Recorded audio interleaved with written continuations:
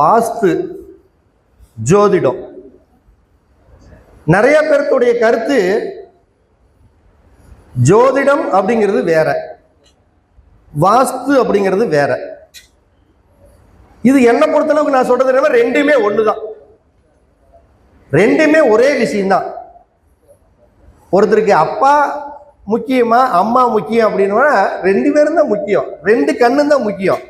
அப்ப இந்த ஜோதிடத்துக்கும் வாஸ்துக்கு என்ன டிஃபரெண்ட் அப்படின்னு பார்த்தோம்னா, இந்த வாஸ்துன்னு கூடிய ஒரு விஷயம் முழுக்க முழுக்க நம்ம வாங்கக்கூடிய நிலம், இந்த வாங்கக்கூடிய வீடு, அந்த வீட்டில் நம்ம ஏற்படக்கூடிய இன்ப துன்பங்களை இந்த பஞ்சபூதங்களான நிலம், நீர், நெருப்பு, காற்று, ஆகாயத்தின் அடிப்படையில் சொல்லக்கூடிய விஷயம் வாஸ்து.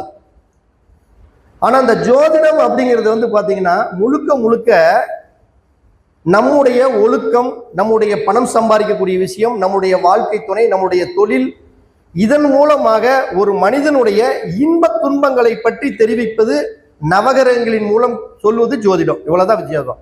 இங்க நவகிரகங்களை வச்சு நீ வாழ்க்கையில என்ன அனுபவிக்க போற இந்த உலகத்துல அப்படிங்கக்கூடிய ஒரு விஷயம் ஜோதிடம். ஆனா நீ கட்டக்கூடிய வீட்டுல சந்தோஷமா வாழ்றையா இல்ல கஷ்டப்பட்டு வாழ்றையா அப்படிங்கிறத பஞ்சபூதங்களுடைய அடிப்படையில சொல்றது வாஸ்து. அப்ப நீங்க தனியா வெறும் வாஸ்து மட்டும் சொன்னீங்கன்னா நீங்க வாட்டில் கடைசி கடைகோடியில சொல்லிட்டே உட்காந்துருக்க வேண்டியதுதான். ஜோதிடத்தை மென்ஷன் பண்ணாம ஒரு வாஸ்து சொன்னீங்கன்னா அந்த வாஸ்து முழுமையாக நிறைவு பெறாது அப்படிங்கிறது என்னுடைய கருத்து. ஏன்னா அந்த ரெண்டையும் ஒன்று சேர்த்து அழகா ஜோடிச்சு ரசிச்சு ருசிச்சு பாருங்க. ஒரு ஜோதிடம் சொல்றது, ஒரு வாஸ்து சொல்றது, நான் பேசுறது என்ன கொஞ்சம் கொச்சையா இருக்கலாம், ஆனா கொச்சை இல்ல. ஒரு பொண்ணை ஒரு வயசு பையன் துரத்தி துரத்தி லவ் பண்ணா எப்படி லவ் பண்றானோ, காலையில சிவகார்த்திகேயனும் சூரிய சொன்ன மாதிரி மணி எத்தனை 8 மணி, எப்ப வந்த அவன் எத்தனை மணிக்கு வர சொன்னான், அவன் 7 மணிக்கு உட்கார்ந்துருக்கிறான். அவன் பெரிய ஆளா நீ பெரிய ஆளா, நீ 8 மணிக்கு உட்காந்துட்டு சீட்ல உட்கார, தள்ளி உட்காரு. ஒரு சின்சியாரிட்டி வேணும் அப்படின்னு பாத்தீங்களா சிவகார்த்திகேயன் வருத்தப்படாத வாலிபர் சங்க படத்துல. அது மாதிரி எந்த ஒரு நபர் ஜோதிடத்தையும் வாஸ்தையும் ஒரு பெண்ணை விரும்புற மாதிரி ஒரு ஆணை விரும்புற மாதிரி நீங்க லவ் பண்ணீங்கன்னா மட்டும்தான் ஜெயிக்க முடியுமே தவிர, அந்த காதல்ல சக்சஸ் அடைய முடியுமே தவிர, இல்லைன்னா நம்மளும் 10 ஒன் சைடு காதல் மாதிரி போக வேண்டியதுதான். 6 ஜோதிடர்ல நம்ம ஒரு ஜோதிடர்னு ஒரு பேர் வச்சுட்டு இருக்க வேண்டியதா, ஜெயிக்க முடியாது. நேசிக்கணும். அதனாலதான் இந்த ஜோதிடத்தை 5ஆம் இடம் என்று எடுத்து சொல்லக்கூடிய ஜோதிடத்தை நேசிக்கிறது. ஜோதிடத்துக்கு பேரு காதல். எல்லாமே அந்த 5ஆம் இடத்துல தான் வச்சாங்க. ஏன் காதல் அங்கதான் வச்சாங்க, ஜோதிடத்தையும் அங்கதான் வச்சாங்க, ஒரு ஈர்ப்பையும் அங்கதான் வச்சாங்க, வசியத்தையும் அங்கதான் வச்சாங்க. அப்ப எந்த அளவுக்கு நம்ம நேசிக்கிறோமோ அந்த அளவுக்கு அந்த துறையில் நாம் ஜெயிக்கலாம். அப்ப நம்ம முதல்ல இந்த பஞ்சபூதங்களான நிலம், நீர், நெருப்பு, காற்று, ஆகாயம், இது எல்லாமே கரெக்டா அவங்களோட இடத்துலயே நல்ல ஒழுக்கமா சமணங்கால் போட்டு உட்கார வச்சிட்டோம்னா அது வாஸ்து. சமணங்கால் போட்டு உட்கார வைக்கிறதுனா என்ன, தண்ணீருக்கு வேண்டிய இடத்துல தண்ணியை உட்கார வச்சிருக்கணும், நெருப்பிற்கு வேண்டிய இடத்துல நெருப்பு உட்கார வச்சிருக்கணும், காத்திற்கு வேண்டிய இடத்துல காத்தை உட்கார வச்சிருக்கணும், நிலம் இருக்க வேண்டிய இடத்துல நிலத்தை உட்கார வைக்கணும், ஆகாயம் இருக்க வேண்டிய இடத்துல ஆகாயத்தை உட்காரணும். இவங்களை எல்லாம் அவங்க இடத்த விட்டு மாத்தி உட்கார வச்சுட்டாங்கன்னாவே இது வாஸ்து சரியில்லை. இப்ப கூட நம்ம பேசுற நேரத்துல என்னை பொறுத்தளவுக்கு நான் வாஸ்து சரியில்லைன்னு தான் சொல்லுவேன். ஏன், இன்றைய விழாவுடைய கதாநாயகன் அப்படின்னாவே கோயில்பட்டி தங்கப்பாண்டியன் ஐயா தான். அப்ப அவரை நான் எங்க உட்கார வச்சு பேச வைக்கணும், நீங்க எங்க உட்கார வச்சு பேச வைக்கணும்? அவர் மேடையில உட்கார வச்சா தான் அது வாஸ்து கரெக்ட். ஆடியன்ஸா உட்கார வச்சா அதுக்கு பேரு வாஸ்து இல்லை. அதனால வாஸ்துப்படி ஐயா அவர்களை மேடைக்கு வரும்படி நம்ம அன்போடு வரவேற்கிறோம். உண்மையாலுமே ரீசன் அதுதான். அவர் ஆடியன்ஸ் இல்ல, அவர் இன்றைய விழாவுடைய கதாநாயகன். அவர் வாஸ்துப்படி இந்த மூலையில் உட்காரணும். அடுத்தது எந்த ஒரு நிகழ்வா இருந்தாலும் தலைவர் வரணும். தலைவர் இல்லாம நம்ம எந்த ஒரு காரியத்தையும் செய்ய முடியாது. அதனால தலைவர் அவர்களும் மேடையில, தலைவர், செயலாளர், பொருளாளர் 3 பேருமே மேடையில் உட்காருங்க. அப்பப்ப எந்திரிச்சு வந்துக்குங்க. உங்களுடைய வேலைக்கு தகுந்த மாதிரி நீங்க எந்திரிச்சு உங்களுடைய வேலையை பார்த்துக்கலாம். இதுதான் முறையான வாஸ்து. பாத்தீங்கன்னா வாஸ்துனா இதுதான் முறையான வாஸ்து. இந்த பத்திரிகையில இந்த 4 பேர்த்த கரெக்டா போட்டிருப்பாங்க. ஐயா இருந்திருந்தாருன்னா பஞ்சபூதங்களான நிலம், நீர், நெருப்பு, காற்று அப்படிங்கக்கூடிய ஸ்ரீ ஸ்ரீ விஜயகுமார் சாமிகள் இருந்திருந்தாருன்னா இந்த 5 பேர்த்தையும் ஒரே இடத்துல உட்காந்துருந்தா அது வாஸ்து கரெக்டாக இருக்கும். இருந்தாலும் இப்போ ஆகாய தத்துவம் வெளியில போயிருச்சு, அவ்வளவுதான் விஷயம். இருந்தாலும் அவருடைய உள்ளுணர்வு அப்படிங்கிறது இங்க இருந்துகிட்டே இருக்கும். அதனால வாஸ்துப்படி அப்படிங்கிறது இந்த பஞ்சபூதங்கள் தான். அப்ப இந்த பஞ்சபூதங்கள் வந்து எங்கெங்க இருக்கிறாருன்னு முதல்ல நம்மளுக்கு தெரியணுமல்ல. இப்ப சில பேர் வாஸ்துன்னா என்ன நினைச்சுக்கிறாங்கன்னா, அட போப்பா என்ன போய் பெரிய வாஸ்து, ஒரு வீட்டுக்குள்ள போறான், இப்படி இப்ப திரும்பணும்னா சமையல் ரூம் அங்க இருந்தா கரெக்டு, பாத்ரூம் இங்க இருந்தா இதுக்கு பேர் வாஸ்து, பெட்ரூம் இங்க இருக்குன்னு, ஜன்னல் இங்க இருக்குன்னு, நிலவு இங்க இருக்குன்னு, அவ்வளவுதான் முடிஞ்சு போச்சு வாஸ்து அப்படின்னா இதுக்கு பேர் வாஸ்து இல்லை. அப்ப நீங்க போய் பார்த்தாலும் சரியான ஆளுகிட்ட போய் சிக்கலின்னு அர்த்தம். நல்ல ஒரு ஆள்கிட்டெல்லாம் போய் சிக்குனீங்கன்னா கண்ணாமொழியை திரிவுற ஆளுகள்லாம் வாஸ்துல நிறைய பேர் இருக்கிறாங்க. அதாவது கஸ்டமர் நம்மளை போட்டு உசுர வாங்கிடுவாங்க, அந்த அளவுக்கு இருக்காங்க. அப்ப போய் நம்ம பெப்பன்னு முடிச்சுட்டு எல்லாம் இருக்கக்கூடாது. அப்ப நல்லா ஆழமா ஆராயணும். அப்ப இந்த 8 திசைகளும், இந்த 8 திசைகளுடைய பலன்களும் தான் நம்ம முறையாக முதல்ல கண்டுபிடிச்ச விஷயம். அதையே நம்ம வந்து இன்னும் கொஞ்சம் ஏன் 8 திசைக்கு மட்டும்தான் வேல்யூயா, அதுக்கு மேல திசையே இல்லையா அப்படின்ட்டு இந்த வாஸ்துல திசைகள்ல 16 திசைகள் அப்படிங்கக்கூடிய ஒரு பகுப்பை வந்து நம்ம அப்படியே பிரிச்சு எடுத்தோம். இப்ப நார்மலா திசைகள் 4 தான், அதனுடைய மூல திசை அப்படிங்கிறது 4 தான். அதுதான் கிழக்கு, மேற்கு, தெற்கு, வடக்கு, தென்கிழக்கு, வடகிழக்கு, தென்மேற்கு, வடமேற்கு அப்படிங்கக்கூடிய 8 திசை. இதுலயே பாத்தீங்கன்னா ஒவ்வொரு திசையிலையுமே 2 திசை இருக்குது.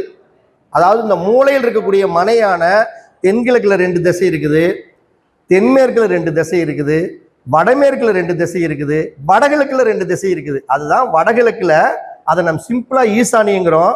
வடக்கு பக்கத்துல இருந்தா அதுக்கு பேரு வடக்கு ஈசானியம், கிழக்கு பகுதியில் இருந்தா அதுக்கு பேரு கிழக்கு ஈசானியம்.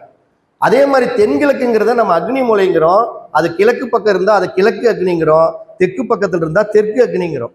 இதே வாயு மூலைங்கிறத நம்ம வாயு மூலைங்கிறோம், வடக்கு பக்கம் இருந்தா அது வடக்கு வாயு, அதே மேற்கு பக்கம் இருந்தா அதுக்கு பேர் மேற்கு வாயுங்கிறோம்.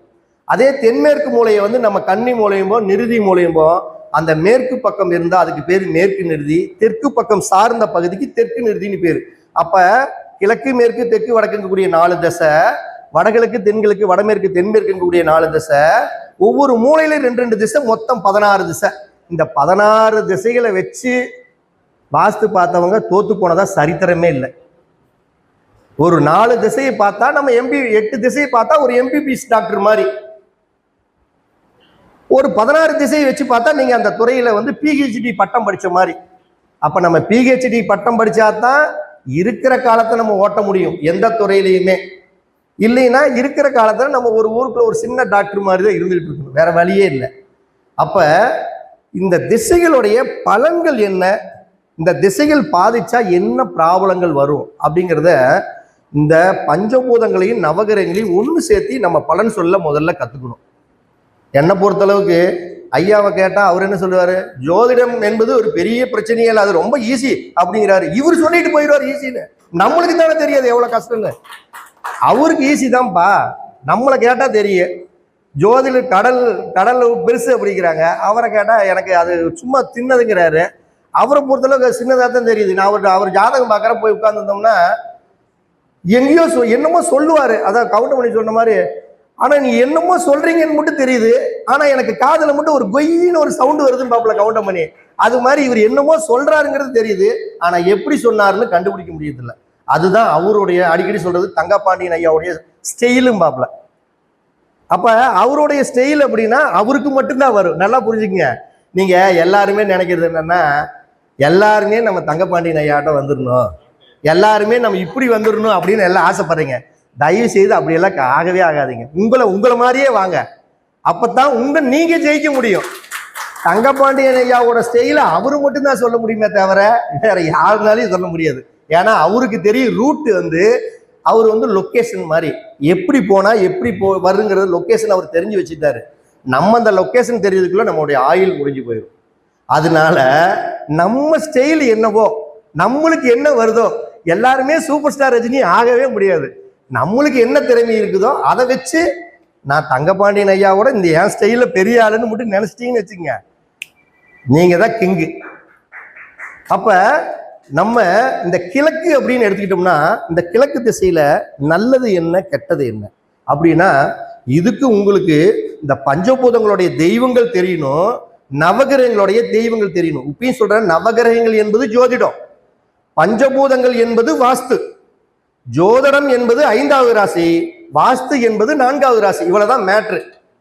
இந்த 4வது ராசியும் 5வது ராசியும் இணைக்கக்கூடிய அந்த மைய புள்ளிக்கு பெயர் தான் ஜோதிடமும் வாஸ்துவும் இணைந்த ஒரு மகா பெரிய அற்புத கலை அப்படிங்கிறது. அப்ப கிழக்கு பகுதி அப்படின்னாவே அது முழுக்க முழுக்க இந்திரனுடைய பகுதி. அப்ப இந்திரனோட பகுதினா நீ வாழ்க்கையில சகலவிதமான செல்வங்களோடு இந்திரனை போல் நான் ஒரு வாழ்க்கை வாழ வேண்டும் அப்படின்னா நீ கிழக்க ஒழுங்கா அமைக்கணும். கிழக்க ஒழுங்கா அமைக்கணும்னா என்ன அப்படின்னா இந்த கிழக்கில் இருக்கக்கூடிய நவகிரக திசை என்னங்கிறது தெரியணும். இப்ப நீங்க நல்லா ஒண்ணு புரிஞ்சுக்கணும், இந்த ஜோதிடமும் வாஸ்து பார்க்கறப்ப இந்த கிழக்கில் இருக்கக்கூடிய நவகிரக தெய்வம் என்னன்னு தெரிஞ்சுக்கணும், கிழக்கில் இருக்கக்கூடிய பஞ்சபூத தெய்வங்கள் என்னன்னு தெரிஞ்சுக்கணும். இந்த ரெண்டையும் ஜோடி சேர்த்துக்கிட்டே வந்தீங்கன்னா மட்டும்தான் நம்ம வாஸ்துவோ ஜோதிடமோ பலம் நம்ம சொல்லிட்டே இருக்க முடியும். அப்ப கிழக்கு அப்படின்னாவே நவகிரகங்கள் இருக்கக்கூடிய தெய்வம் அப்படின்னா அது சுக்கிரன். அப்ப என்ன அர்த்தம், அவங்களே பஞ்சபூதங்களே சொல்லிட்டு போயிட்டு இருக்காங்க. எந்த ஒரு மனிதன் சுக்கிரனை சரியாக மரியாதை கொடுத்து சுக்கிரனுக்கு தகுந்தாறு போல் வாழ்க்கை முறையை நடத்துகிறானோ அவன் வீட்டில் வாஸ்து கோளாறு வராதுன்னு அர்த்தம். அப்படின்னு என்ன அர்த்தம், மனைவிய யார் ஒருத்தர் கண்கலங்காம வீட்டுல ஒரு லேடிஸ் அழுகாம இருந்தாவே வாஸ்து குற்றம் சத்தியமா வராது. இது நல்லா புரிஞ்சுக்கங்க. வீட்டுக்கு உயிர் இருக்குது, 12 பாவத்துக்கு நம்ம உயிர் இருக்குங்கிறோம்ல. அப்ப 4வது வீடு அப்படிங்கக்கூடிய ஒரு வீடு அப்படி நம்ம திறந்தா அப்படியே அந்த வீட்டுல சுகம் அப்படிங்கிறது ஒண்ணு இருக்கும். அப்ப அந்த வீட்டை திறந்த உடனே மனைவி அப்படியே ஒப்பாரி வச்சுட்டு ஊன்னு அழுதுகிட்டு இருந்தா வீட்டுக்கு காது இருக்குது, வீட்டுக்கு கண்ணு இருக்குது, வீட்டுக்கு உயிர் இருக்குது. இது எல்லாம் கேட்டு கேட்டு ஒரு பச்சை படத்துல எல்லாம் நம்ம பாக்குறோம், வீட்லயே பாக்குறோம். ஒரு கிளி போன உடனே எல்லாத்தையும் வாங்க வணக்கம் வாங்க வணக்கம் சொல்லிட்டே இருக்கும். ஏன்னா அதை பிராக்டிஸ் கொடுத்து அப்படியே வச்சிருப்பாங்க. அது மாதிரி நீங்க வீட்டில் இருக்கக்கூடிய பெண்களை அள வச்சுக்கிட்டே இருந்தா அது ஏதாச்சும் ஒரு நல்ல தெய்வமே அதிர்ஷ்ட லட்சுமி எந்த லட்சுமி போனாலுமே அது அழுதுகிட்டே இருக்கு. ஆனா என்னடா இது வந்த உடனே இங்க அழுதுகிட்டு இருக்கிறாங்க, இந்த வீடு நம்மளுக்கு ஆகாதரா அப்படின்னு அடுத்த சைடே போயிடும். அப்ப கிழக்கு பகுதியும் சுக்கிரனுடைய பகுதி நவகிரக தெய்வத்துல. அப்ப இந்த கிழக்கு அப்படின்னாவே முதல்ல என்ன தெரியும், சூரியன் உதிக்கக்கூடிய திசை என்பது நம்மளுக்கு கிழக்கு. அப்ப ஒரு உயிர் வாழணும் இந்த பூமியில அப்படின்னா சூரியனுடைய தயவு ரொம்ப தேவை. அங்கிருந்து தான் நம்மளுக்கு எனர்ஜியோடைய தாக்கங்கள், ஆற்றல், கதிர்கள் எல்லாமே வருது. அப்ப அந்த இடத்துல உங்க வீட்டுக்கு எந்த வீட்டுக்கு சூரிய வெளிச்சம் நல்லா இருக்குதோ அதே மாதிரி வீட்டுக்கு எந்த காற்றோட்டம் அதிகமா வரக்கூடிய அளவுக்கு நீங்க வீட்டை அமைச்சிங்கன்னா முதல்ல இந்திரனை போல் வாழ்க்கை அமையும். வீட்டை தயவு செய்து அடைச்சு கட்டாதீங்க. அடைச்சு கட்டுனாவே அது சிறப்பான பலனை கொடுக்காது. அப்ப ஒரு வீட்டை அடைச்சு கட்டினீங்கன்னாவே என்ன வரும், அந்த சுக்கிரனுடைய ஆதிக்கம் அவளுக்கு சிறப்பாக இருக்காது. கணவன் மனைவியிடையே ஒரு அந்யோன்யம் இருக்காது. ஒரு குடும்ப தலைவருடைய வாழ்க்கையில் ஏற்படக்கூடிய சந்தோஷங்கள் முதல்ல இருக்காது. ஒரு சகலவிதமான செல்வங்களும் அதிர்ஷ்டங்களும் தேடி வராது. இது நான் பேசுறது எல்லாமே புக்லயோ வேற எது விஷயத்துல பேசல, நம்மளுடைய அனுபவத்தை தான் நம்ம பேசிட்டு இருக்கிறோம். அதே மாதிரி சூரியன் உதிக்கக்கூடிய திசை கிழக்குனா அது மறையக்கூடிய திசை மேற்கு. கிழக்கு இந்திரன்னா மேற்கில் இருக்கக்கூடிய பஞ்சபூக தெய்வம் அப்படின்னா வருணன். அங்க இருக்கக்கூடிய நவகிரக தெய்வம்னா நீங்க கோயில்ல போய் பார்த்தீங்கன்னா மேற்கு பக்கம் சனி. அதனாலதான் சனினா என்ன ஜோதிடத்துல பாதுகாப்பு. நம்ம உடம்புல அந்த உடம்புக்கு மேல போத்தி இருக்கக்கூடிய தோல் என்பது சனி, மேல போத்தி இருக்கிற போர்வைங்கிறது சனி. அப்ப மேற்குங்கிறது சனினா என்ன, ஒரு பாதுகாப்பு. அப்ப அதனாலதான் நீங்க மேற்கு பக்கத்தையும் தெற்கு பக்கத்தையும் ஒரு பாதுகாப்பு வச்சு அடையுங்க. பாதுகாப்புன்னு என்ன, ஜன்னல் எல்லாம் வைக்காதீங்க, ஒரு செவுத்தை வச்சு காம்பவுண்டு வச்சு தடுத்துருங்க, பின்னாடி காலி இடமா இருக்காம ஒரு அடைச்சிருங்கிறது.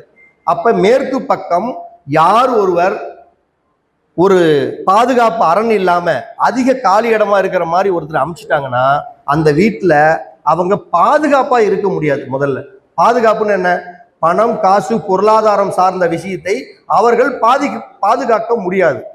வர்ணம்னா என்ன, காற்று. வர்ணம்னா காற்று. அப்ப நீங்க என்னதான் சம்பாதிச்சாலும் சரி அந்த சம்பாதிக்கக்கூடிய பொருள்கள் அனைத்துமே காத்து மாதிரி பறந்துகிட்டே இருக்கும். அப்ப மேற்கு பக்கத்தை சரியாக நாம் பாதுகாக்கணும் அப்படின்னா அந்த மேற்கு பகுதியை காம்பவுண்டு வச்சு இல்ல உயரமான மரங்களை வைத்து அந்த நல்ல கிழக்கிலிருந்து வரக்கூடிய கதிர்களை வெளியே போகாமல் இருக்க மேற்கில் தெற்கில் அதிகமான உயரமான மரங்களையும் காம்பவுண்டு வச்சு நம்ம பாதுகாத்தோம்னா அந்த வீட்டில் ஒரு குடும்பம் அப்படிங்கிறது அனைவரும் பாதுகாப்பாக இருப்பாங்க. அதை நம்ம பஞ்சபூதங்களை நவகிரகங்களை வச்சு பேசிக்கணும்.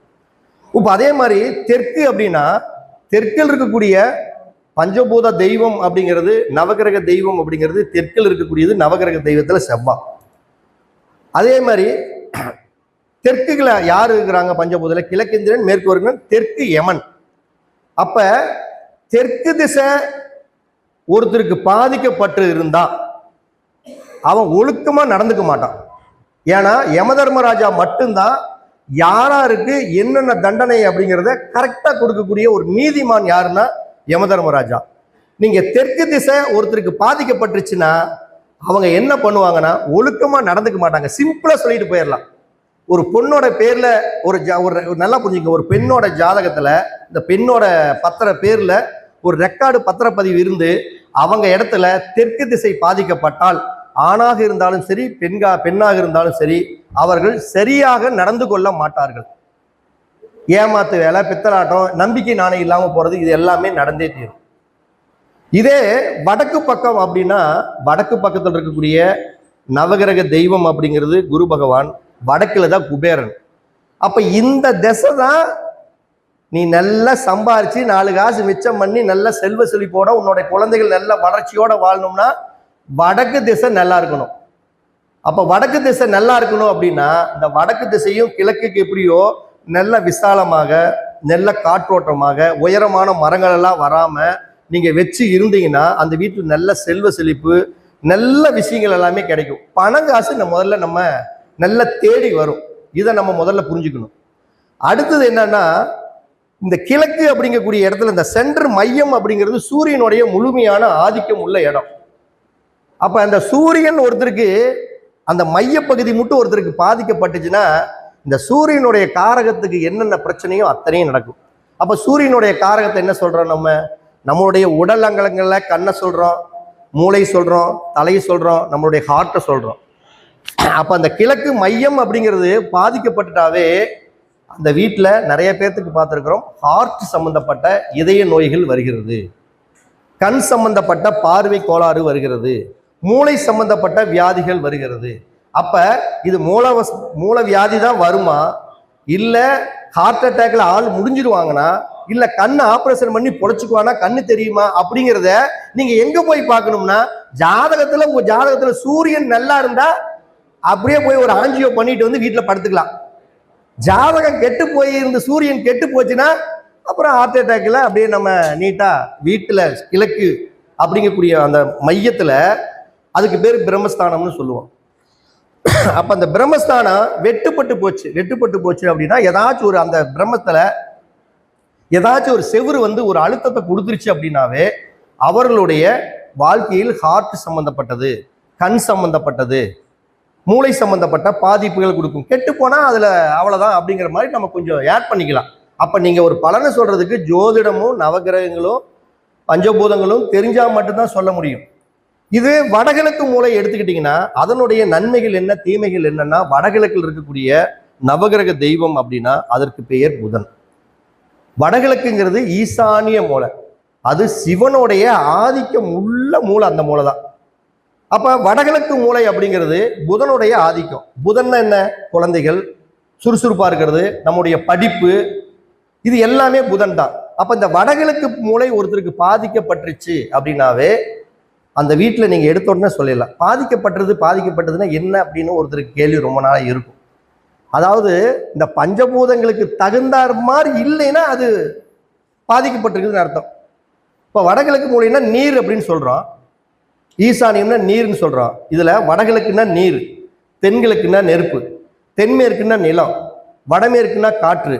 இந்த ஆகாய தத்துவம் எங்கேயா இருக்குது அப்படின்னா நம்முடைய வீட்டுக்கும் வீட்டை சுத்தி ஒரு காம்பவுண்டு கட்டுறோம் பாத்தீங்களா, இந்த காம்பவுண்டுக்கும் வீட்டை சுத்தி கட்டக்கூடிய காம்பவுண்டுக்கும் வீட்டிற்கும் இடையில் உள்ள சுத்தி ஒரு கிரக பிரவேசம்னா ஐயரு வந்து இந்த ஹோமத்தை அப்படியே வீட்டை சுத்தி தொழிப்பாப்புல, இல்லைன்னா சூந்து தட்டுவோம் அப்படியே வீட்டை சுத்தி. அந்த இடத்துக்கு பேர் தான் ஆகாய தத்துவம்னு பேர்.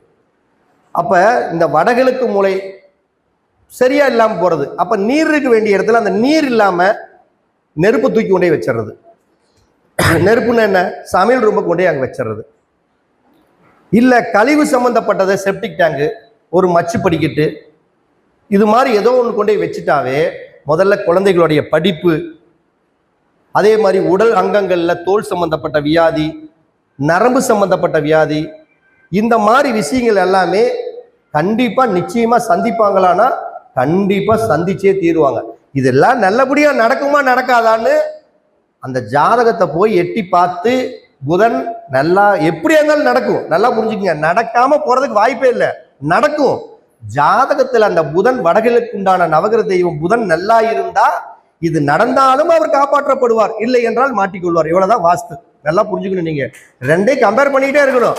தனிப்பட்ட முறையில போய் ஒரு வீட்டை பார்த்துட்டு படிக்கட்டு இருக்குது, இது என்ன ஈசானி மூலையில படிக்கட்டு, நீங்க அவ்வளவுதான் முடிஞ்சீங்கன்னா, ஆனா போயோ இந்த படிக்கட்டு வச்சதுக்கு அப்புறம் நான் 2 பில்டிங்கை வாங்கிட்டேன், என் பிள்ளைக்கு கல்யாணம் ஆயிடுச்சு, எல்லாம் நல்ல சொத்து செலப்போட ஜம்முன்னு இருக்கிறாம்பாங்க. அங்க வந்து மூஞ்சியே மொக்கப்பட்டம் வச்சுட்டு இப்படியே திரும்பி வர வேண்டியதா. அப்ப ஒரு விஷயத்த பேசுறோம்னா ஜோதிடத்தையும் வாஸ்தையும் ரெண்டையும் சேர்த்து பேசிக்கிட்டே வரணும், அப்பதான் ஜெயிக்க முடியும். அதே மாதிரி தென்கிழக்கு அப்படின்னாவே அந்த இடத்துல இருக்கக்கூடியது அக்னி மூலை. அது சந்திரனுடைய முழுக்க ஆதிக்கம் கொண்ட மனை. அப்ப அந்த மூளை பாதிக்கப்பட்டுச்சுன்னா யாருக்கு பாதிக்கப்படும் அப்படி முதல்ல ஒரு பக்கம் ஒரு பாதிப்பு வந்தா யாருக்கு பாதிக்கப்படணும் அது தெரியணும். பொதுவா இந்த வாஸ்து நிபுணர்கிட்ட ஜோதிடர்கிட்ட ஒரு கருத்துக்கள் இருக்குது. எந்த மூளை பாதிக்கப்பட்டாலும் சரி, நல்லா புரிஞ்சுக்க, எது பாதிக்கப்பட்டாலும் சரி, கர்ப்பப்பை கோளாறு ஒரு மனப்பாடம் பண்ணி வச்சிருக்காங்க, ஒரு 10 சீரியல், கர்ப்பப்பை கோளாறு, ஹார்ட் அட்டாக்கு, பேராலிஸு, புற்றுநோய், இது மாதிரி ஒரு 10 வியாதியை எடுத்து வச்சுக்கிட்டாங்க. எந்த மூளை கேட்டாலும் சரி அந்த வியாதியை போட்டு சொல்லி போடுறது. அது எவனுக்கோ ஒருத்தர் குட்டாம்பாக்கில் இருக்கும், இந்த வியாதி சக்கரை வியாதியிலிருந்து ஏதோ ஒரு வியாதி இருக்கும். ஆடேங்க அப்பா சூப்பர்ன்றவாங்க. அப்படியெல்லாம் நம்ம சொல்லவே கூடாது. அந்த கிரகத்தையும் அந்த இடத்துடைய பஞ்சபூதத்தையும் அனுசரித்து ஆராய்ஞ்சு பேசணும்.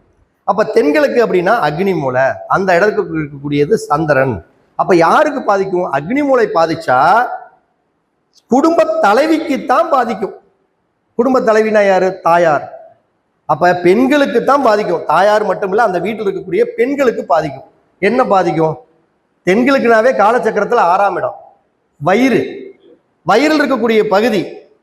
பெண்களுக்கு போய் நம்ம என்னன்னு சொல்லலாம்? கர்ப்பப்பையை சொல்லலாம், கிட்னி சம்பந்தப்பட்டது சொல்லலாம், கல்லீரல் மண்ணீரல் இந்த பற்றி சம்பந்தப்பட்ட வயிறு ரீதியான பிரச்சனைகளை அவர்கள் சந்திப்பார்கள் அப்படின்னு நம்ம சொல்லணும். அதுலயே அவங்களுடைய ஜாதகத்துல யாரோட ஜாதகத்துல சந்திரன் கெட்டு போயிருக்குதோ அதைத்தான் சொல்லணும். சும்மா நம்ம தேவையில்லாம சந்திரன் நல்லா இருக்கிறவர்களுக்கு போய் உனக்கு வயிறு ரீதியா பிரச்சனை விடணும்னா வரவே வராது. அதையும் நம்ம பார்த்துக்கிட்டே இருக்கணும். அப்ப குடும்பத்துடைய தலைவருக்கு என்ன வரும்? கடன் வரும், சுமைகள் வரும், சங்கடங்கள் வரும், வருத்தங்கள் வரும், தேவையில்லாத பிரச்சனைகள் தேடி தேடி வந்து கொண்டே இருக்கும். அப்ப என்னன்னா அந்த இடத்துல நெருப்பு இருக்க வேண்டிய இடத்துல நெருப்பு இல்லாம இந்த நீரை கொண்டாந்து வச்சிடுறது, நிலத்தை கொண்டாந்து வச்சிடுறது. அப்ப நிலத்தை கொண்டாந்து வைக்கிறதுனா என்னன்னா, நிலம் என்பது ஒரு வீடு இருக்குது, இடம் இருக்குன்னா அந்த இடத்துல நீங்க அந்த வீடு கட்டணும்னாவே தென்மேற்கு மூலையில தான் போய் உட்காரணும். அதுதான் வாஸ்து. இந்த தென்மேற்கு மூலையை விட்டுட்டு அக்னி மூலையிலையோ ஈசானிய மூலையிலையோ வாயு மூலையிலையோ போய் உட்கார்ந்தா அது தென்மேற்கு மூலை கெட்டு போச்சுன்னு அர்த்தம். அப்ப தென்மேற்கு மூலை கெட்டு போயிட்டா அந்த வீட்டுல நீ வசிக்க முடியாது, சரியா வாழ முடியாது. அது எந்த மூலையில போய் உட்காருக்குதோ அதனுடைய கிரகங்கள் ரீதியாக பஞ்சபூதங்கள் ரீதியாக நீங்கள் பாதிப்பை அடைவீர்கள் என்பதை நீங்க புரிஞ்சுக்கணும். அப்ப தென்கிழக்கு மூலையில இந்த லெட்டின் குழி வர்றது, கிணறு வெட்டுறது, போர் போடுறது, இந்த மாதிரி சுத்தமான விஷயங்களை எல்லாம் போய் இந்த நெருப்பு மூலையா அக்னி மூலையில பண்ணவே கூடாது. பண்ணிட்டா முதல்ல குடும்ப தலைவிக்கு பாதிப்பு, குடும்ப தலைவருக்கு கடன் ரீதியான விஷயங்கள்ல சிக்கிக்குவாங்க. இதை நம்ம புரிஞ்சுக்கிட்டே இருக்கணும். இதே வடமேற்கு மூலைனா, வடமேற்கு மூலையில் இருக்கக்கூடிய பஞ்சபூத தெய்வம் அப்படின்னா முதல்ல அது இதுதான் கேது. நவகிரகங்கள்ல கேது. வடமேற்கு மூலைங்கிறது வாயு மூலை. முதல்ல வாயுன்னு என்னன்னா காற்று. ஒரு இடத்துல ஒரு காற்று ஒரே பக்கம். இன்று கடலூரில் 24 நேரம் காற்று வீசிக்கொண்டே இருக்கிறதுன்னு சொன்னா அவனுக்கு நம்புவானா? சித்த நேரம் அடிச்சுது, அதுக்கப்புறம் போயிடுச்சு, அங்கங்க அப்படியே போயிட்டே இருக்குது. அப்ப என்னன்னா காத்துனா அந்த இடத்துல எதுவும் தங்காது, நிரந்தரம் இல்லாமல் இருக்கக்கூடிய மூளை என்பது வாயு மூலை. அப்ப அங்க இருக்கக்கூடிய தெய்வம் யாரு? கேது பகவான். கேதுனா தனிமையை விரும்புறது. ஒரு கணவன் மனைவி 2 பேர்த்துக்குள் நடக்கக்கூடிய அந்த அந்யோன்யங்கள் இல்லாமல் தனிமையை விரும்பக்கூடிய அமைப்பு. அப்ப வடமேற்கு மூளை பாதிக்கப்பட்டா இந்த கணவன் மனைவிக்குள்ள இருக்கக்கூடிய அந்த அன்பு, பரிவர்த்தனை, பாசம் அப்படிங்கிறது அவங்களுக்குள்ள ஒரு கருத்து வேறுபாடு பிரிவாகவே இருக்கும். அடுத்தது கோர்ட்டு, கேஸு, வம்பு, வழக்கு. ஏன்னா கேதுன்னா கிரிமினல் சம்பந்தப்பட்டது. அப்ப அந்த வீட்டுல இந்த வடமேற்கு மூளை பாதிக்கப்பட்டா கோர்ட்டு, கேஸு, வம்பு, வழக்கு, ஒரு நாள் நாச்சு ஸ்டேஷன் பக்கம் போய் எட்டி பார்த்துட்டு வர்றது, தன்னுடைய செல்வாக்கு இருந்தா பயன்படுத்தி ஒரு போயிட்டு வந்துடுறது, இல்லைன்னா நம்மளோட செல்வாக்கு இல்லைன்னா ஒரு 4 நாளைக்கு உட்கார்ந்து இருக்கிறது, இப்படி அமைப்பு கொடுக்கறது எல்லாமே இந்த வாயு மூளை அப்படிங்கக்கூடிய இந்த வடமேற்கு மூளை தான். அப்ப இந்த மூளை பாதிக்கப்பட்டுச்சுன்னா, அப்ப அந்த மூளை பாதிக்கப்பட்டுச்சுன்னா என்ன அப்படின்னா, வீடு அந்த மூலையில இருக்கக்கூடாது. ஒரு நல்லா புரிஞ்சுக்கங்க, ஒருத்தருக்கு ஒரு வீடு ஒரு 60க்கு 40 ஒரு பிளாட் இருக்குதுன்னா, அந்த பிளாட்ல வாயு மூலையில ஒரு வீட்டை கட்டிட்டாங்கன்னா நீங்க சொல்லிட்டே வந்துடலாங்க, இந்த வீட்டுல உன்னால நிச்சயமா ஒரு குறைந்த வருஷம், எத்தனை வருஷம், இது ஐயாவோட பாணி தான். வடமேற்கு மூலையில் இருக்கக்கூடிய தெய்வம் கேது. 7 வருஷத்துல சொத்தை வீட்டை வித்துவிட்டு போயிடுவாங்க. இது இவரு கண்டுபிடிச்ச விஷயம் தான். இதை நான் கொஞ்சம் அப்ளை பண்ணி பார்த்தேன். அவர் சொல்லுவார் ஒரு விஷயம், இது எத்தனை வருஷம் அப்படின்னா, ஒரு ஜாதகத்தை பார்த்துட்டு அவர் சொல்லுவார். என்ன சொல்லுவார்? இப்ப ஏதோ ஒரு உதாரணத்துக்கு சொல்றேன். இப்ப சந்திரன் புதன் அப்படின்னு சொல்லிட்டு இருக்கிறப்ப சொல்லுவாரு, உனக்கு சந்திரன்னா ஒரு 10 வருஷம், புதன்னா 17 வருஷம், 27 வருஷம் மேல இந்த ஜாதகம் டாப்பா வரும்பா அப்படின்னு பாப்பல. ஆனா எது வச்சு சொல்றாருன்னா இதை வச்சு சொல்லுவாரு. அது மாதிரி இந்த வடமேற்கு மூளை பாதிக்கப்பட்டுருச்சு அப்படின்னா அது எப்ப நடக்குன்னா, அந்த வீட்டை கட்டி 7 வருஷத்துக்குள்ள நடக்கும், இல்லைன்னா 7 மாசத்துல நடக்கும். இது நடக்குமானா நடந்திருக்குது. கணவன் மனைவியே 2 பேருமே நல்லா புரிஞ்சுக்க. ஒரு வீட்டுல உண்மையாலுமே நான் பார்த்தேன், வடமேற்கு மூலையில வீட்டை கட்டிட்டாங்க. அவங்களுடைய ஜாதகத்துல அந்த வடமேற்கு மூளைக்கு உண்டான நவகிரக தெய்வம் கேது. கேது அவங்களுடைய ஜாதகத்துல நல்லாவே இருக்குது. ஆனா அந்த வீட்டை விற்கல, வீட்டை விட்டு போகல. கணவனும் மனைவியும் பேசியே ரொம்ப நாள் ஆகுதான். இது என்ன பொழப்பு? இந்த பொழப்பு வாழ்ந்தா என்ன, வாழாட்டி என்ன, போயிட வேண்டியதானே தனியா. பேசவே இல்லைங்களாமா, ரொம்ப நாள் ஆச்சு, 5 வருஷம் 6 ஆச்சுங்க. அது எப்படி நீங்க எப்படி என்னமா பேசுவீங்கன்னு கேட்டா சொல்ற மாதிரி தான், ரமேஷ் அப்பா ரமேஷ் அம்மா, இவ்வளவுதான் அவங்களுக்குள்ள அந்த உறவு. இது என்ன உறவு?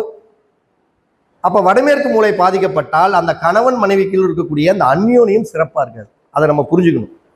நல்லா இருந்தா ஒரே வீட்டுல கூட பார்க்கிறவங்க கண்ணுக்கு சந்தோஷமா வாழ்ற மாதிரி தெரியுமே தவிர அவர்கள் தனிமையை விரும்புவார்கள். இப்ப தென்மேற்கு மூளை அப்படின்னாவே, தென்மேற்கு மூளை அப்படிங்கிறது நிலத்தத்துவம் உள்ள மூளை. அப்ப நீங்க ஒரு வீட்டை கட்டணும்னா, நல்லபடியா போய் உட்காரணும்னா தென்மேற்கு மூலையில தான் போய் உட்காரணும். ஒரு இடத்துல ஒரு 60க்கு 40 பிளாட்டுனா அதுல வடகிழக்கு மூலை, தென்கிழக்கு மூலை, வடமேற்கு மூலை, தென்மேற்கு மூலைனா அந்த தென்மேற்கு மூலையான நிலத்தத்துவத்துல தான் நீங்க வீட்டை கட்டி உட்காரணும். அந்த வீட்டை தென்மேற்கு மூலையில கட்டாம வேற மூலையில கட்டிட்டீங்கன்னா நீங்க உட்கார்ற வாஸ்து சரியில்லைன்னு அர்த்தம். அப்ப அந்த தென்மேற்கு மூலைங்கிற அந்த நிலத்தத்துவத்துல இருக்கக்கூடிய நவகிரக தெய்வம் யாருன்னா ராகு பகவான். அதை நம்ம புரிஞ்சுக்கணும். ராகுவுடைய கேரக்டர் என்னன்னு எல்லாத்துக்குமே தெரியும். நம்ப வச்சு கழுத்த இருக்கிறவனுக்கு பேர் தான் ராகு. நம்ப வச்சு கழுத்த இருக்கிறவன என்ன, ஆசையை அழகா அதிகமா தூண்டி ஆஹா ஓஹோன்னு பின்னாடி வருவின்னு சொல்லி நம்ப வச்சு ஆசையை தூண்டி விட்டு நல்லா வேடிக்கை பார்த்து கடைசியில தொப்புன்னு அடியோட கீழே போயிடுறது தான். நீங்க நல்லா பார்த்துங்க, ராகு திசையில தான் நிறைய பேரு ஸ்டார்டிங்ல பார்த்தா ஆஹா ஓஹோன்னு வாழ்ற மாதிரி தெரியும். என்கிட்டயே ஒருத்தர் சொன்னான், அடே ஏப்பா நீ வேற, ஆளு பேர்ல என்ன தெரியுமா நிலைமை, காடு 4 ஏக்கர் 5 ஏக்கரு, காரு 2 காரு, பேங்க்ல எங்க போனாலும் அந்த ஆளுக்கு மரியாதைன்னு சொன்னான். ஒரு ஆளு சூப்பரா வந்துட்டாருன்னு. அதே ஆளு ஒரு 2-3 மாசத்துக்கு அப்புறம் இவன் ஆடுன ஆட்டத்துக்கு அடியோட போயிட்டாங்க அவனே. அப்ப தாழ்ந்தாலும் பேசு, வாழ்ந்தாலும் பேசு. அப்ப ராகு என்னன்னா ஆசையை தூண்டக்கூடிய கிரகம், ஆசையை தூண்டக்கூடிய கிரகம். அப்ப ராகு தான் ஒழுக்கத்துக்கு காரகம். அதாவது ஒழுக்கம்னா அவன் ஒரு பெண்ணாசை, பொன்னாசை, மண்ணாசை, எந்த ஆசையும் இல்லாமல் அப்படின்னா அது ராகு தான் இருக்கணும். அப்ப அந்த மூளை பாதிக்கப்பட்டுச்சுனாவே அவன் எல்லா வேலையும் செய்வான். நீங்களே தெரிஞ்சுக்கணும், எல்லா வேலையும்னா எல்லா வேலையும் செய்வான். ஒழுக்கத்துக்கு புறம்பான அத்தனை வேலையையும் இந்த ராகு பகவான் செய்ய வைக்கும். அப்ப அந்த மூளையில என்னன்னா, அந்த வடகிழக்கில் இருக்கக்கூடியது, வடமேற்கில் இருக்கக்கூடிய, தென்கிழக்கில் இருக்கக்கூடிய அந்த இடத்துல இருக்கக்கூடிய விஷயங்கள் எதுவுமே இந்த இடத்துல இருக்கக்கூடாதுன்னு அர்த்தம். இருக்கக்கூடாதுன்னு என்னன்னா, சமையல் ரூம்பு தென்கிழக்கில் இருக்குதா, அது இங்க தென்மேற்கு மூலையில் இருக்கக்கூடாது. வடகிழக்குல போர் இருக்குதா, தண்ணி இருக்குதா, அந்த தண்ணி இங்க இருக்கக்கூடாது. வாயு மூலையில காத்து இருக்குதா, அப்ப அந்த காத்துங்கிறது ஒரு விதத்துல நெருப்பு தான், அது இந்த இடத்துல இருக்கக்கூடாது. அப்ப அந்த தென்மேற்கு மூலையில கிணறோ ஒரு போரோ செப்டிக் டேங்கோ இல்ல இப்படி எல்லாம் ஏதாச்சும் ஒண்ணு இருந்துட்டு, இல்ல அந்த தென்மேற்கு மூலையில வீடு இல்லாம தள்ளி கிள்ளி இருந்தா நிச்சயம் அந்த வீட்டில் இருக்கக்கூடியவர்களுக்கு ஒழுக்கம் அப்படிங்கிறது கெட்டே தீரும். அது ஆணாக இருந்தாலும் சரி பெண்ணாக இருந்தாலும் சரி. இதுல இன்னொரு விஷயத்தை இப்ப நீங்க போய் உங்க பேச்சை கேட்டுதான் நான் பார்த்துக்கிட்டு இருக்கிறேன், தென்மேற்கு மூலை அந்த ஆளுக்கு கிணறு இருக்குது, தென்மேற்கு மூலையில தான் போர் போட்டிருக்கிறேன், எந்த விஷயம் இல்லை, நல்லா தான் இருக்குது, எந்த பிரச்சனையும் இல்லாம ஜம்முன்னு வாழ்றாங்க அப்படின்னு நம்ம சொல்லிக்குவோம். ஆனா வீட்டுக்குள்ளேயே இருப்பாங்க, சம்சாரம் என்ன பண்ணுதுன்னு அவனுக்கு தெரியும், வீட்டுக்காரர் என்ன பண்ணுவாருன்னு தெரியும், ஏத்துக்கிட்டு வாழ்வாங்க. அப்ப என்ன அர்த்தம்? அவனுடைய ஜாதகத்துல ராகு நல்லா இருக்குதுன்னு அர்த்தம். ராகு நல்லா இருந்ததுன்னா ஏத்துக்கிட்டு வாழ்வாங்க. குடும்பம் கெட்டு போயிடும், என்ன பண்றது, இவரை நம்பிதான் குழந்தை குட்டியெல்லாம் இருக்குது, இதை போய் நம்ம ஒரு பெருசா பேசிக்கிட்டு இருந்தோம்னா குடும்பத்தை ஓட்ட முடியாது, கடைசியில பிள்ளைகளை வாழ வைக்க முடியாது, என்னமோ எத்தனை நாளைக்கு ரத்தம் இருக்கிற வரைக்கும் அப்படிப்பாங்க, பார்த்துருக்கீங்களா? அது மாதிரி ஒரு சூழ்நிலைகள் அந்த ராகு நல்லா இருந்தா.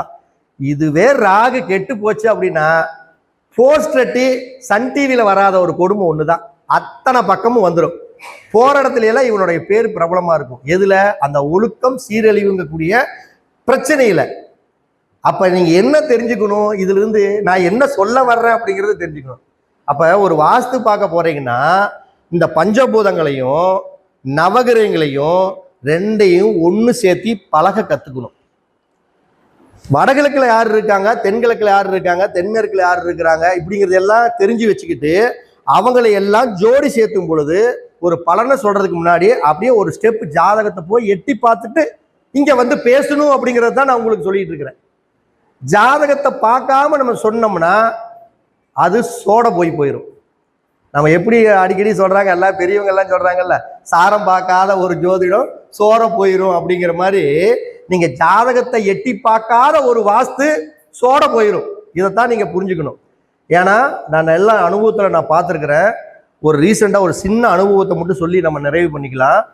தென்மேற்கு மூலையில எனக்கு தெரிஞ்சு ஏன் நடைமுறையிலேயே நான் பார்த்துருக்கிறேன், 3 அவங்க வீட்டில் பொண்ணு. எனக்கு தெரிஞ்ச அந்த 3 பொண்ணுங்களும் ரொம்ப ஒழுக்கமான பொண்ணுங்க தான், தப்பானவங்களே சத்தியமா யாரும் தப்பா சொல்ல மாட்டாங்க. வீட்டுடைய குடும்ப தலைவரும் தலைவியும் நல்ல ஒழுக்கமானவங்க, தன்மையானவங்க தான். தென்மேற்கு மூலையில நீட்டா ஒரு கிணற வெட்டி வச்சுட்டாங்க. இதை நான் சொல்வது எப்ப அப்படின்னா 25 வருஷத்துக்கு முன்னாடி நான் சொல்றேன், இன்னைக்கு சொன்ன விஷயம் இல்லை. என்னன்னா தென்மேற்கு மூலையில கிணறு இருக்குது, இப்படியெல்லாம் இருக்கக்கூடாதுன்னா அது பிள்ளைங்களுக்கெல்லாம் ஆகாது, இப்படி ஒழுக்கம் கெட்டு போயிடும் அப்படின்னு. ஏய் வாஸ்தாவது இதாவது போயா கம்முன்னு அப்படிங்கிறாப்புல. சும்மா நம்மளை பேசுறதே ஒரு நார்மலாக தான் பேசுவாப்புல. ஏன்னா உள்ளூர் மாடு சந்தைக்கு போகாது, விலைக்கு விலை போகாது. உள்ளூர்ல போய் நம்மளை கேட்டீங்கன்னா இந்த பையன் வாஸ்து தெரியுமா அப்படிம்பாங்க. ஐயா ஐயா ஐயா ஒரு விஷயம் சொல்லிட்டு இருக்காங்க. ஐயா கிட்ட ஒரு கதை சொன்னார். என்ன அந்த கதையை எனக்கு எப்பப்ப கஷ்டமா இருக்குதோ அப்பப்பெல்லாம் நினைச்சு நான் சிரிச்சுக்குவேன். கஷ்டமா இருக்கிறப்ப அந்த கதையை நான் நினைச்சுக்குவேன். ஏன் அப்படின்னா ஐயா கிட்ட அவங்க சம்சாரத்துக்கிட்ட, ஐயா உங்க பர்மிஷனோட தான் சொல்றேன், ஐயாவோட சம்சாரத்துக்கிட்ட அந்த ஊர்ல இருக்கிற பொம்பளைகள் எல்லாமே அம்மா பேர் என்னங்க ஐயா மறந்து போச்சு, என்ன விஜயா வீட்டுக்காரரு காவி வேட்டி கட்டிக்கிட்டே ஊரை சுத்திட்டே இருக்கிறாரு, வேறு வேலை வெட்டிக்கு போக மாட்டாரா அப்படின்னு கேட்பாங்களா? நல்லா நான் சொல்றது கொஞ்சம் நல்லா உத்து பாருங்க. இப்ப இன்னைக்கு ஐயா என்ன பண்றாருன்னு ஊருக்குள்ள தெரியாது, உலகமே ஃபேமஸ். அவங்க சம்சாரத்துக்கிட்ட கேட்பாங்களாமா, என்ன விஜயா உங்க வீட்டுக்காரர் வேலை வெட்டிக்கே போக மாட்டாரா, ஊரை சுத்திக்கிட்டு ஒரு காவி வேட்டி கட்டிக்கிட்டே சுத்திட்டு உட்கார்ந்துருக்கிறாரு, ஏதாச்சும் ஒரு பொழப்புக்கு இல்லைன்னா மில்லு வேலைக்கு ஏதாச்சும் போய் சேர சொல்ல வேண்டியதானே, எப்படி குடும்பத்தை அவர் காப்பாத்துறாரு, ஏதோ புத்திமதி இது சொல்ல மாட்டேயா மாப்பிள்ளையா? அவங்க வீட்டுக்காரம்மா சொல்லுமாமா, நான் எத்தனை நாளைக்கு தான் இந்த மனுஷனுக்கு புத்தி சொல்றது, என்னமோ பட்டு சீரியல் இட்டு அவங்க சம்சாரம் சொல்லுமா.